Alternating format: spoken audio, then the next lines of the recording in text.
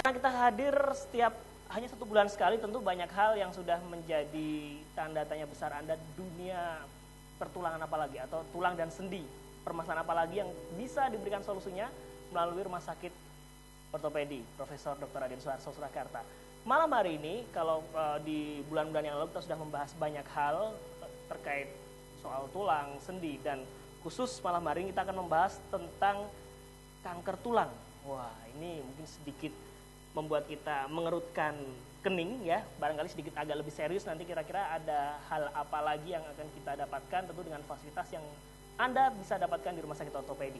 Nah, pelayanan unggulan yang ada di sana tentu saja yang selalu kita sampaikan ke pemirsa yang ada di rumah, ada subspesialis spine, kemudian ada subspesialis pediatrik, onkologi, hand and microsurgery, kemudian spesialis sport medicine, ada juga hidroterapi, pain management, akupuntur, health and whirlpool, dan masih banyak lagi yang ada di sana.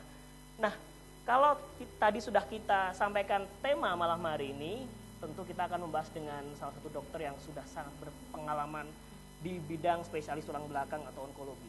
Malam hari ini saya bersama Dr. Mujadid Idul Haq, spesialis ortopedi dan traumatologi konsultan.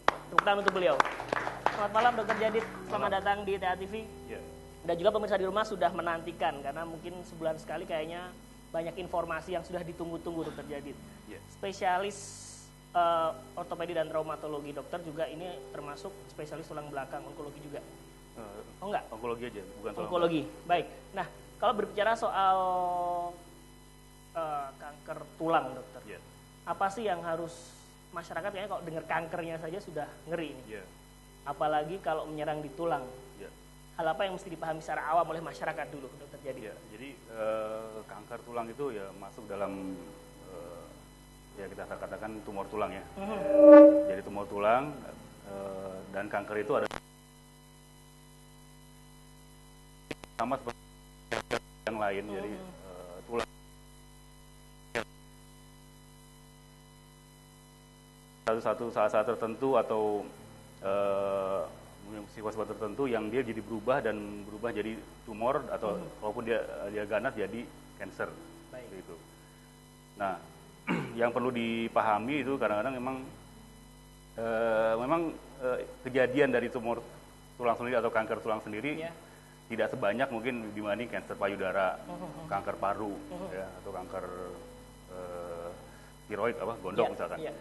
Tapi memang karena saya bekerja dalam rumah sakit yang khusus ortopedi khusus tulang gitu ya, jadi ya akhirnya ya tetap ada aja lah banyak akhirnya yang ada kasus seperti itu, kasus itu atau kiriman-kiriman dari daerah lain. Dan kadang-kadang memang datang dalam fase yang sudah katakanlah terlambat misalkan. Jadi udah datang dengan benjolan yang besar seperti itu ya, atau dia udah kemana-mana dulu baru udah ke ortopedi seperti itu. Dan kadang-kadang memang gejala-gejalanya adalah sama seperti gejala kelainan tulang yang lain, misalkan nyeri gitu ya. Kan gejala utama itu sebenarnya yang paling sering adalah nyeri. Nah, kadang-kadang nyeri itu kan banyak penyakit yang menimbulkan gejala nyeri juga gitu kan. Betul. Nah, seperti itu. Jadi kadang-kadang memang masyarakat masih abai dengan seperti itu. Jadi mungkin nyeri biasa atau habis jatuh seperti itu kan, memang kadang-kadang diawali dengan jatuh juga gitu kan.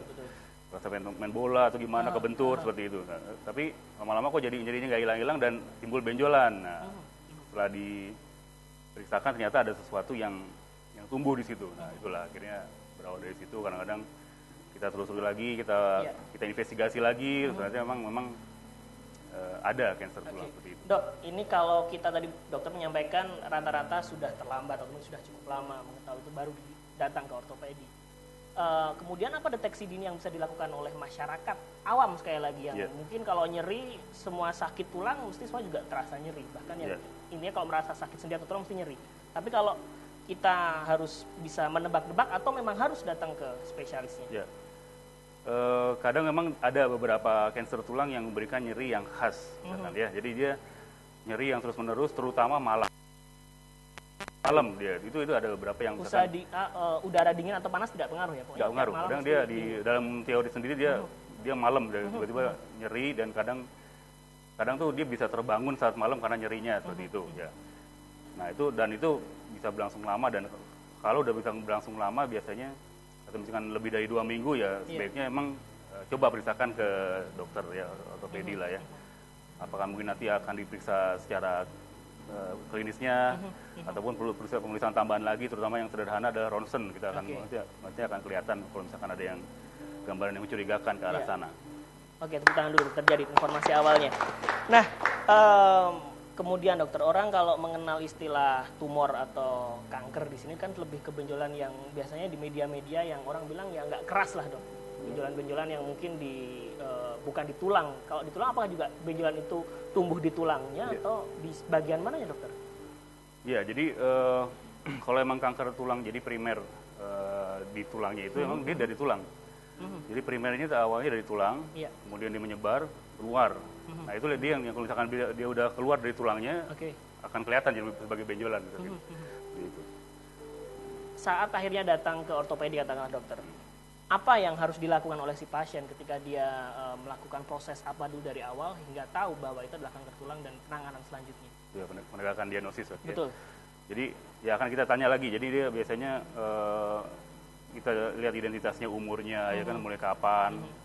Kadang-kadang ada tumor-tumor atau kanker tulang yang khas dia terjadi pada umur-umur tertentu gitu. Itu bisa jadi patokan buat kita. Kemudian lamanya dia merasa nyeri, lamanya benjolan, gimana kan? Apakah ada benjolan tempat lain, seperti itu. Kemudian kita pemeriksaan klinis lah ya, pemeriksaan fisiknya kita lihat benjolannya besarnya seperti apa, batasnya seperti apa gitu kan. Ada gangguan gerak atau enggak gitu kan. Bergerak, maksudnya benjolan itu melekat di tulangnya atau mobile seperti itu. Kemudian setelah itu nanti akan kita lakukan pemeriksaan tambahan yang perlu biasanya. Biasanya yang sederhana mungkin ronsen dulu, ronsen, X-ray radiologi. Kemudian kalau perlu lagi laboratorium, ya. Nah, kalau masih diperlukan lagi yang pemeriksaan lebih dalam lagi, lebih mendalam, lebih canggih lagi, bisa kita lakukan MRI untuk melihat batas-batasnya. Seperti itulah. Tapi kemudian nanti diakhiri berarti untuk menentukan diagnosa yang pasti itu adalah pemeriksaan dari selnya sendiri. Karena kalau kita bicara kanker, bicara tumor itu, kita bicara sel. Karena kita harus tahu juga dia jenisnya apa, apakah jinak atau ganas gitu kan. Kalaupun ganas, tipenya apa. Nah itu nanti pemeriksaan namanya itu biopsi. Biopsi, jadi kita ambil jaringan sebagian untuk dilihat di bawah mikroskop jenisnya apa. Sampai tegak diagnosisnya, baru nanti akan kita lanjutkan lagi nanti pemberian terapinya seperti apa gitu. Oke, yang akan mempengaruhi proses untuk bagaimana untuk penyembuhannya nanti dokter. Pertanyaan selanjutnya tentu masyarakat yang saat ini barangkali sedang berjuang dengan tumornya atau kanker tulangnya, sejauh mana sih kemungkinan dia bisa 100% pulih? Nah itu mungkin kita akan bahas dokter setelah yang satu ini. Jangan kemana-mana, tetap bersama kami.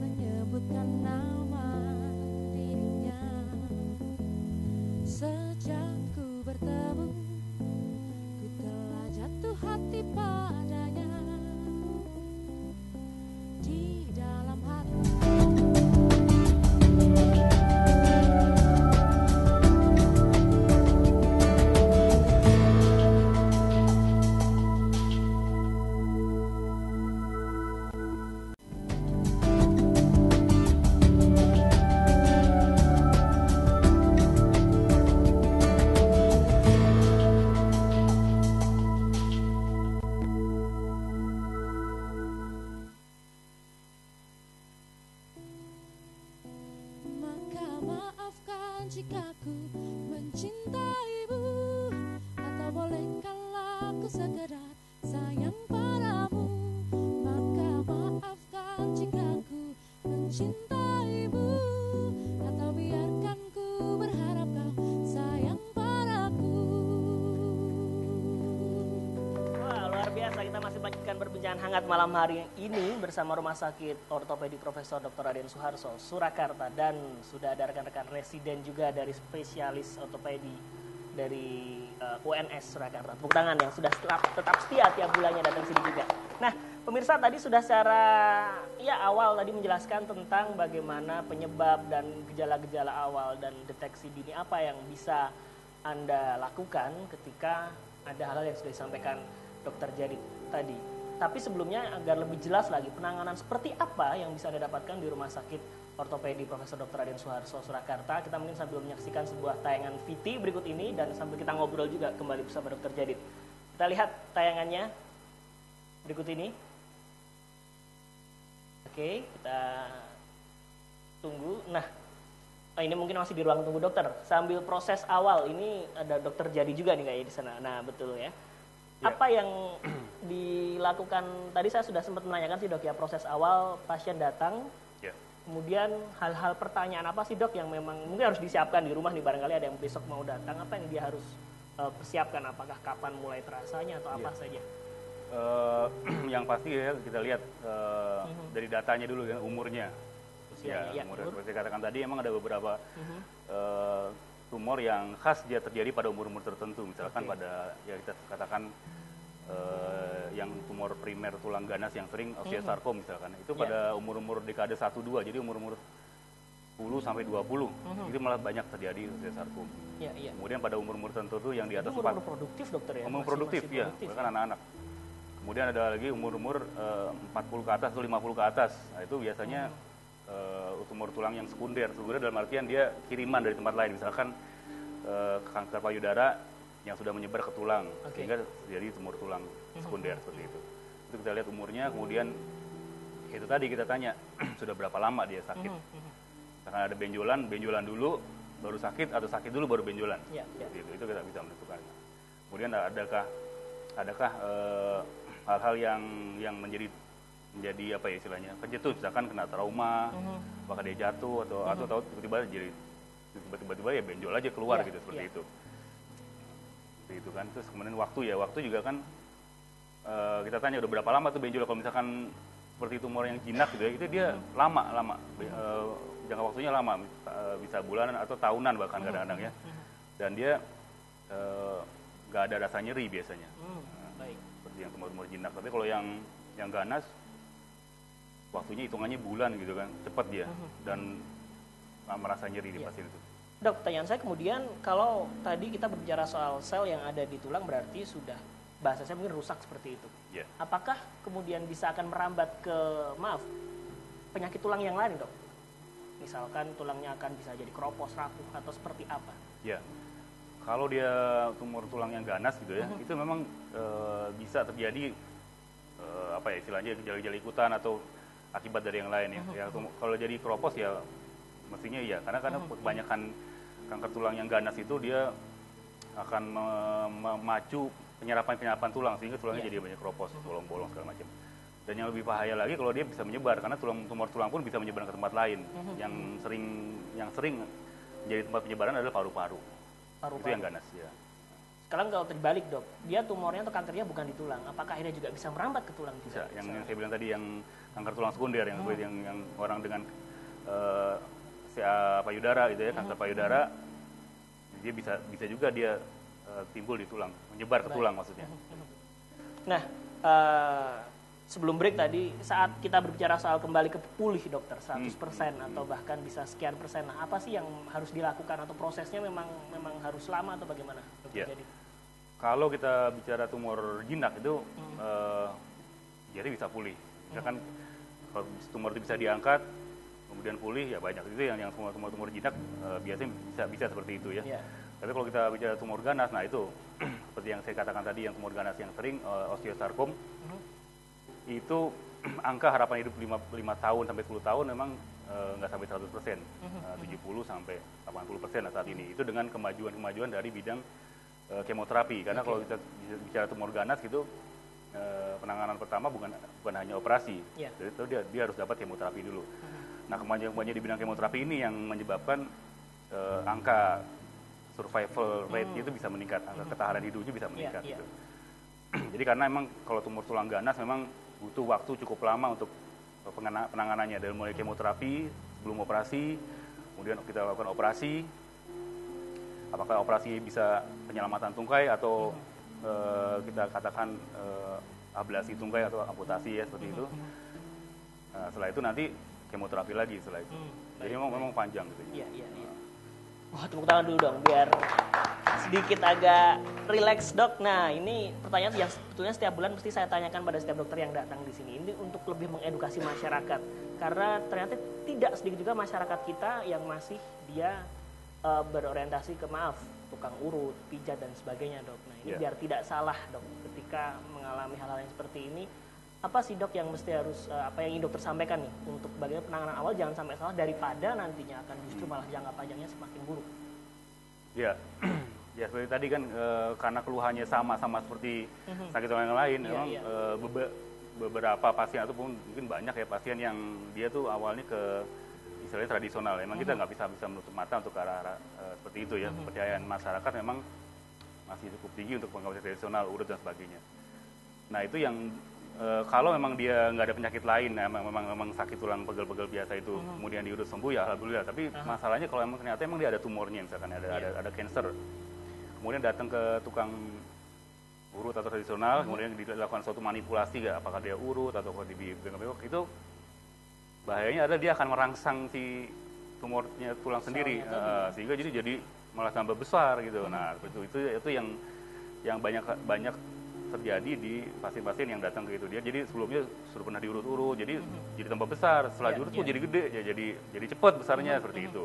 Karena ada suatu istilahnya rangsangan ya untuk pada tumornya itu, sehingga dia malah jadi cepat seperti itu. Kalau teknologi di ortopedi sendiri dok, yang oke lah kita sudah meninggalkan tradisional, jadi biar masyarakat lebih yakin lagi di ortopedi ada sebuah atau teknologi atau sistem seperti apa agar cara penanganan ini pun juga tepat terjadi. Ya, karena penanganan kanker secara operasi ya, secara penanganan tumor secara operasi memang ada beberapa teknik kan ya, untuk pengangkatannya. Jadi eksisi tumor itu ada yang tumornya aja atau sampai ada yang kita ambil agak luas sampai daerah sekitarnya. Itu tergantung juga dari jenis kankernya juga ya kan. Kalau misalkan jinak mungkin ya pas pada saat benjolannya aja kita buang selesai. Atau misalkan ada suatu kanker atau tumor yang bisa dikuret aja, dikerok aja, kemudian kita ganti tulang, itu bisa juga. Tapi kalau misalkan ganas, mungkin kita perlu buangnya agak luas, pengangkatnya agak luas. Atau sampai kita melakukan suatu operasi yang radikal, ya kita terpaksa amputasi seperti itu. Harus sama seperti itu. Tapi sebetulnya dengan banyak teknologi ya, teknologinya dalam artian teknologi dari diagnosisnya sendiri, dari radiologi, MRI segala macam ya. Kemudian tadi saya katakan kemoterapinya ya. Jadi tidak semua tumor tulang berakhir dengan tumor tulang yang ganas ya, berakhir dengan amputasi. Kita bisa selamatkan yang kita katakan operasi penyelamatan tunggai tadi, limb salvage gitu ya. Jadi kita hanya ambil yang ganasnya, kita hanya ambil tumornya aja, kemudian kita ganti dengan alat. Jadi sebetulnya dulu sudah berkembang apakah diganti dengan tulang yang didonorkan gitu ya, kemudian diganti juga dengan alat yang hanya kaku aja. Sekarang juga diganti alat yang sudah katakanlah mendekati fungsional, bisa nepu segala macam. Yang kita sebut dengan endoprostesis atau megaprostesis seperti itu. Dan itu semua sudah bisa dilakukan di rumah sakit ortopedi. Luar biasa. Rumah sakit ortopedi Profesor Dr. Suharto Surakarta. Nah, nanti kita akan melanjutkan perbincangan saja bersama rekan-rekan residen juga dari UNS yang saat ini sudah ada di tengah-tengah kita. Tentu kita akan membahas lagi hal-hal yang lebih praktis di lapangan seperti apa, kondisi yang umum seperti apa. Tentu tetap bersama kami, jangan kemana-mana.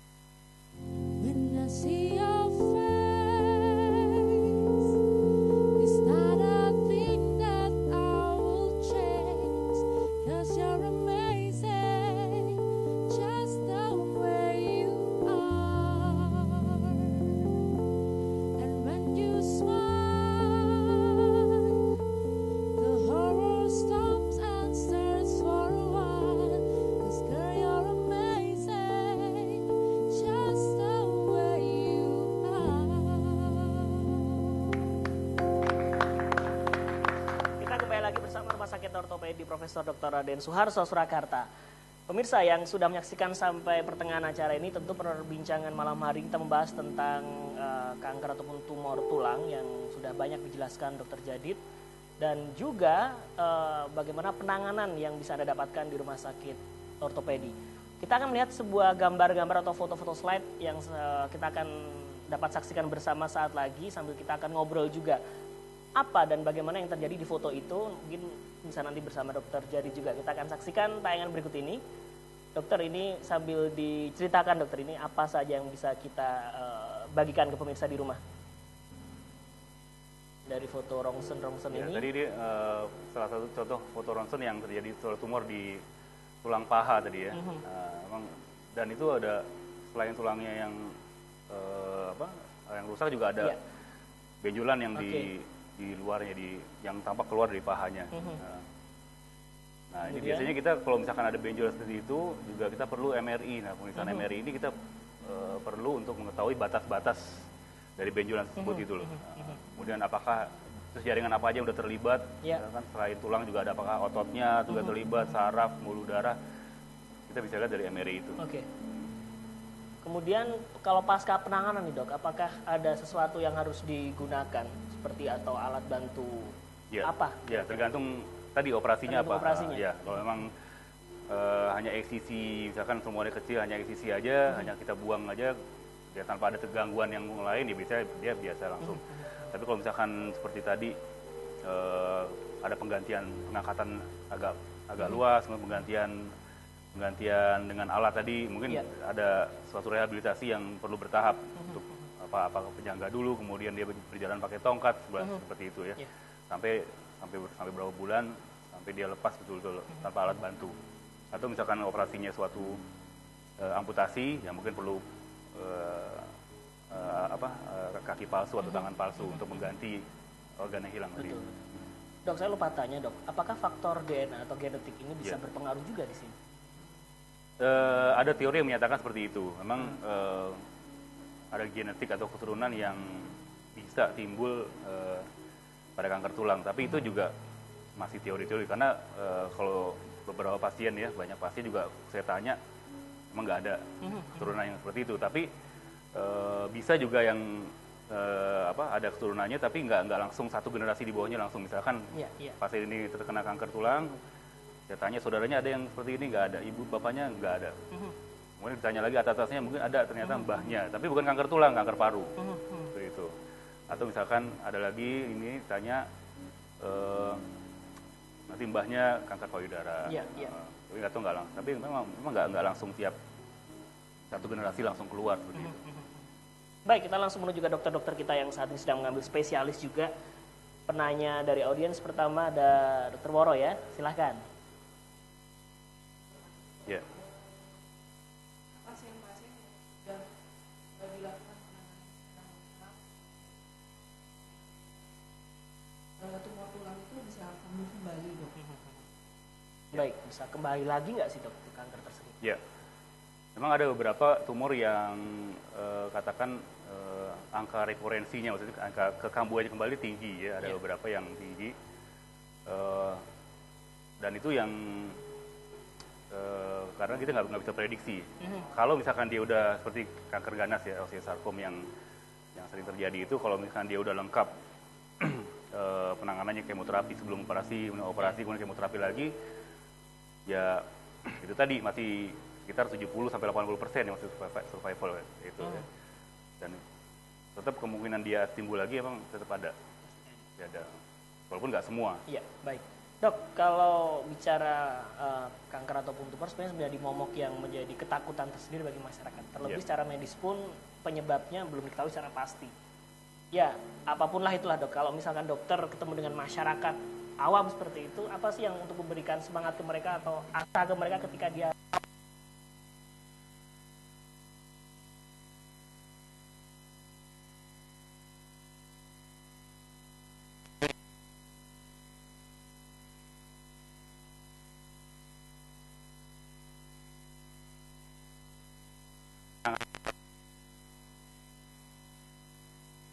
dininya dia itu loh. Jadi pada saat dia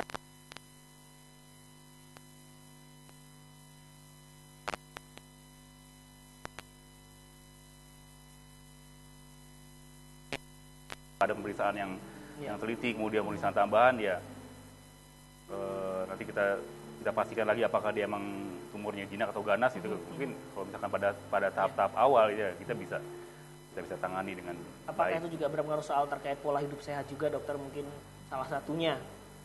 Iya kalau itu pasti lah. Itu pasti ya, artinya memang pola hidup sehat, Ya. olahraga dan sebagainya, Ya. konsumsi makanan-makanan pun juga Ya. barangkali bisa minimalisir lah Ya. kemungkinan untuk seperti itu.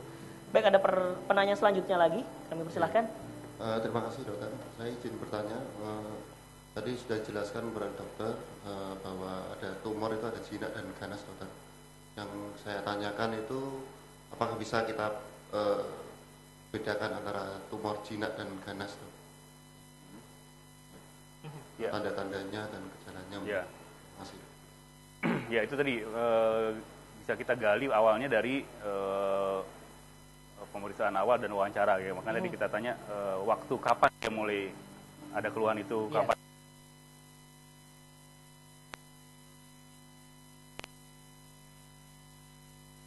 dia butuh waktu yang agak lama.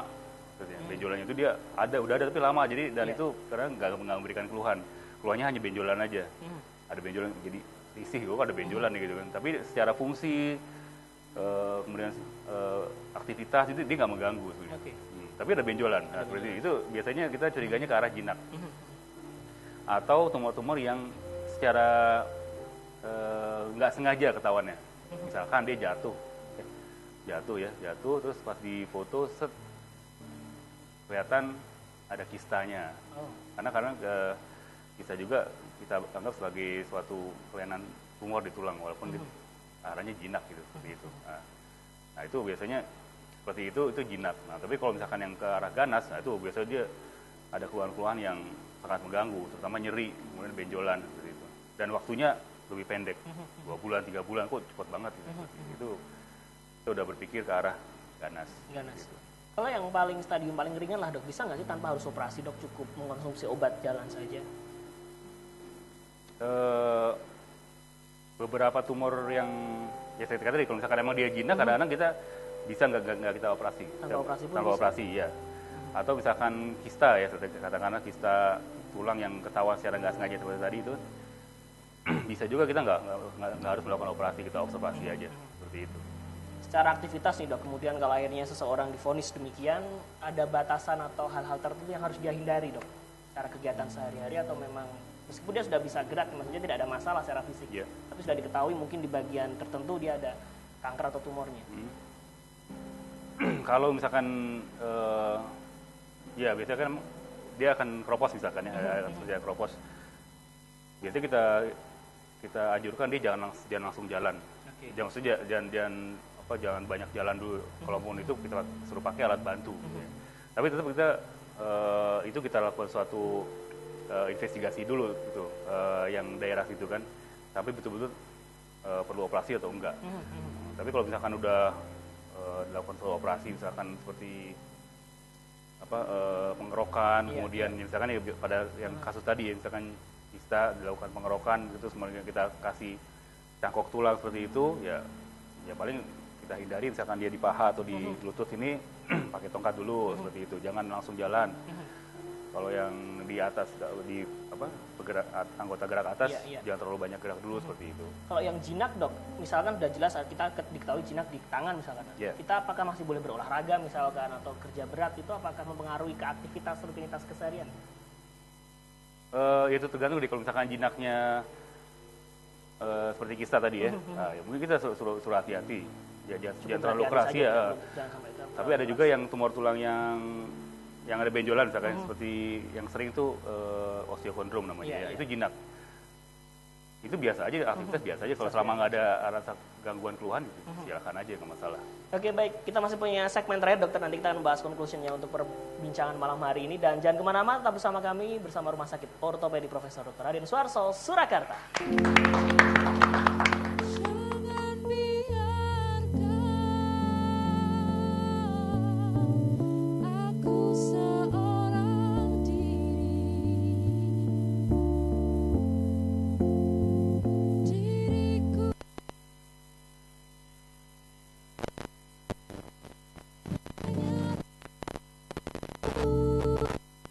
hanya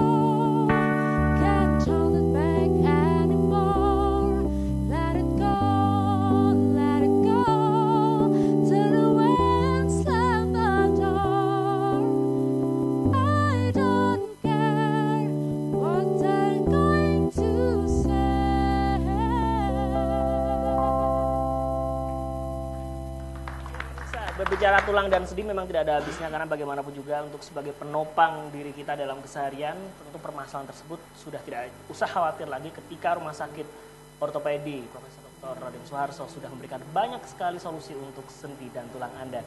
Nah, banyak pertanyaan yang sudah saya sampaikan kepada Dr. Djadid, dan tentu saja lebih praktik di lapangan atau realnya seperti apa, kita langsung sama rekan-rekan dari residence juga yang mengambil spesialis tulang. Silahkan untuk penanya yang pertama untuk di segmen terakhir. Silahkan, nama dan pertanyaannya. Langsung saja. Nama saya Helmi dari Kudus. Dari Kudus, Mohon silahkan. izin bertanya dokter. Saya punya tetangga umur 15 tahun mengeluh nyeri di daerah lutut kanan dan dinyatakan tumor jinak. Disarankan oleh dokter untuk dilakukan operasi karena mengganggu gerak sendi lutut. Tetapi karena takut, dia nggak mau operasi. Apakah ada makanan khusus atau olahraga tertentu yang bisa membantu penyembuhannya?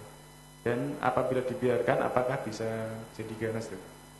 Oke, terjadi, silahkan. Ya, kalau sudah dinyatakan jinak ya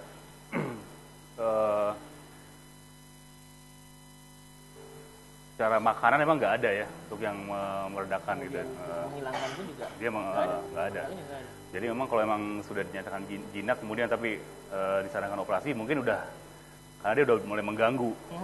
Ya kan 15 tahun biasanya timbul benjolan gitu. Ya, mungkin kita curiganya suatu yang katakanlah yang osteokondrom tadi. Jadi jinak tapi ada benjolan kemudian mulai mengganggu aktivitas segala macam ya. Dokter akan menyarankan itu diangkat aja gitu loh. Kalau misalkan dia nggak mau kemudian apakah ada makanan?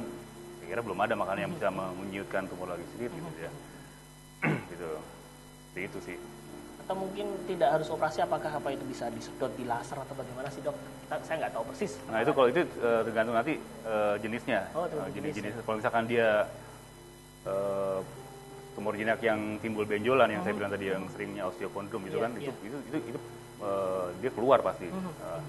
Jadi emang kadang-kadang emang mengganggu karena dia menekan otot segala macam, jadi pada saat gerakan dia sakit gitu kan. Nah itu kalau seperti itu memang terapinya memang harus kita angkat gitu. Kita angkat gitu. Tapi ada juga kalau emang ya berupa suatu kayak seperti kista atau apa seperti rongga di dalam tulangnya itu ya bisa juga ada yang teknik-teknik tertentu ya kita suntikan steroid dosis tinggi beberapa kali. Itu kalau emang kita pastikan itu kista gitu. Tapi biasanya kalau kista nggak ada benjolan keluar karena itu benar-benar di dalam tulang. Baik, ada penanya lagi selanjutnya, silahkan. Nama dan dari mana? Saya Fajar dokter, izin menanyakan apakah bila tumor itu sudah dibilang jinak ataupun ganas bisa menyebabkan kematian pada individu yang terkena tumor itu dok? Dan kematian itu disebabkan oleh karena apa saja dok? Itu dok. Kalau dia dipastikan jinak biasanya jarang menyebabkan sampai sesuatu yang fatal ya, kematian. Tapi kalau emang itu tumornya ganas ya, tumor primer yang ganas ataupun tumor sekunder yang dari penyebaran tempat lain itu bisa berakibat fatal ya biasanya. Karena ya seperti saya katakan tadi tumor tulang sendiri bisa menyebar ke paru terutama ya, ke paru. Kalau misalkan udah nyebar ke paru kemudian dia mengganggu fungsi paru ya kan, fungsi paru tukaran oksigennya berkurang, dia pasti lama-lama akan berakibat fatal. Bahkan kadang ada yang sampai menyebar ke otak seperti itu, mengganggu fungsi-fungsi tertentu. Nah itu yang mungkin fatalnya karena itu. Nah, Dokter Djadid, ini mungkin kalau berbicara, maaf tadi ada sampai kemungkinan terburuknya kematian, itu barangkali yang membuat orang semakin takut dok ketika berbicara soal kanker ataupun tumor, ingin periksa. Lebih baik saya nggak tahu. Mungkin orang kita mengatakan penting saya nggak tahu daripada saya tahu, terus tahu saya tinggal sekian lama saya punya penyakit ini, lebih takut dok. Apakah ada upaya nih dok secara persuasif baik dari keluarga ataupun lingkungan terdekat dia untuk meyakinkan bahwa dengan tindakan lebih cepat, lebih dini, lebih komprehensif misalkan akan lebih bisa mengurangi dampaknya dok? Oh iya, pasti ada sekali. Jadi emang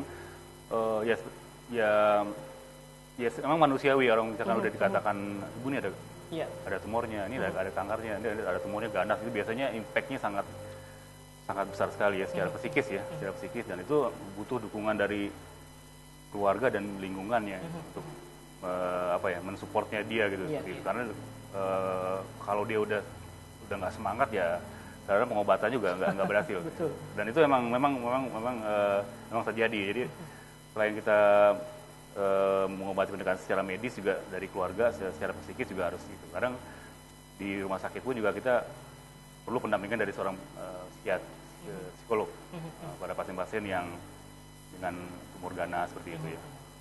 Biasanya kalau kita mau melakukan suatu tindakan-tindakan yang besar seperti amputasi seperti itu biasanya kita lakukan pendampingan dengan seorang psikolog. Dan itu juga di ortopedi dilakukan hal Ada, seperti iya. itu. Pertanyaan terakhir, sepertinya ada yang akan menyampaikan. Silahkan. Nama saya Fadli. Si Fandi. Mungkin silahkan. ini pertanyaan yang mewakilkan dari banyak pasien yang datang ke rumah Iya. sakit. Apakah tumor atau kanker tulang itu menular atau tidak? Menular Terima kasih. atau tidak? Baik, Dokter Jadid. Tidak menular ya. Jadi dia emang kalau dia sudah terkena tumor itu ya, apakah dia jinak atau ganas, memang tidak menular dia. Maaf, misalkan suami istri sekalipun, Tidak menular. tapi kalau kemungkinan keturunan tadi ada Turun kemungkinan. ada, ya, turun ada. ya. Tapi kalau menular misalkan dia sama tetangganya itu biasanya enggak. Katakanlah tidak menular secara kankernya, Dok. Kalau misalkan sudah sampai keluar benjolannya atau ada luka di situ, apakah bisa menyebarkan bakteri-bakteri lain yang menyebabkan penyakit apa, Dokter? Seperti itu. Kalau seperti itu biasanya karena infeksi sekundernya aja. Tapi Sekunder. kalau selnya bisa timbul di orang lain biasanya enggak. Baik, artinya tidak ada kekhawatiran untuk Ya. itu. Baik, tepuk tangan dulu. Dari awal ya, tadi serius betul-betul sampai mengerutkan kening saya, karena siapapun dan dimanapun Anda ada kemungkinan untuk mendapat atau ya cobaan seperti itu. Tapi sekali lagi upaya-upaya yang lebih dini, upaya-upaya yang lebih kita lakukan di awal itu akan lebih mengurangi dampak secara jangka panjang. Terakhir Dokter, apa yang ingin Dokter sampaikan kepada pemirsa calon-calon pasien yang mungkin sudah mengalami hal-hal yang seperti disampaikan di awal tadi, gejala-gejalanya, apa yang ingin disampaikan Dok untuk lebih meyakinkan mereka? Ya. Jadi kalau ada keluhan-keluhan yang seperti nyeri yang tidak hilang-hilang, kemudian ada benjolan yang mencurigakan di daerah alat gerak ataupun tulang, jadi sebaiknya segeralah periksakan ke sarana-sarana kesehatan yang medis yang terdekat gitu, biar dilakukan pemeriksaan-pemeriksaan yang lebih teliti lagi kalau misalkan ada suatu tumor atau kanker yang terjadi di tubuhnya seperti itu. Dan harapan-harapan untuk penyembuhan kanker tulang di Indonesia makin berkembang ya, dengan berkembangnya alat-alat diagnostik ya. Kemudian juga alat-alat obat-obatan kemoterapi yang bisa memperpanjang lah, dan juga teknik-teknik operasi bisa memperbaiki kualitas hidup pasien-pasien dengan kanker tulang. Termasuk ada agenda juga 2 hari ini, kalau tadi saya secara off the record kita ngobrol, ada Oh, iya. dokter-dokter pada kumpul ya Dok ya? Ya, kebetulan- isu apa yang dibahas nih Dok, kalau boleh Ya. sedikit informasi? Kebetulan 2 hari besok ini kita menjadi tuan rumah pertemuan perhimpunan tumor muskuloskeletal. Jadi muskuloskeletal itu tumor tulang dan otot dan sendi Iya, macam ya. Perhimpunan muskuloskeletal tumor Indonesia besok 2 hari di rumah sakit. Itu besok isu yang akan kita bicarakan adalah metastatic bone disease. Jadi penyakit tulang karena metastase yang saya bilang tadi. Jadi dia tumor tulang sekunder. Jadi dia tumor tulang timbul karena sebaran dari tempat lain. Dari tumor payudara, tumor tiroid, tumor paru yang selnya itu bisa lepas dan berkembang di tulang. Iya. Dan itu dia menjadi problem yang cukup merepotkan ya, buat karena dia jadi ada dua penyakit di tulangnya juga harus kita tangani, dan primernya sendiri juga harus kita tangani. Jadi memang multidisiplin lah istilahnya. Iya. Dan itu pun dokter-dokter masih tetap untuk mencari solusi yang paling komprehensif untuk Iya, penanganan iya. selanjutnya. Karena kita nggak Terima mungkin kasih bisa sekali. kerja sendiri. Dokter, atas perbincangan kita Dokter Mujadid Idul Haq, tepuk tangan untuk beliau. Nah, kalau tadi kegiatan yang disampaikan dokter memang lebih untuk para dokter-dokter yang akan berkumpul, dan ternyata ada sebuah informasi yang menarik juga untuk kegiatan seminar yang dilaksanakan di Rumah Sakit Ortopedi Profesor Dr. Raden Suharto Surakarta itu hari Sabtu 17 Oktober.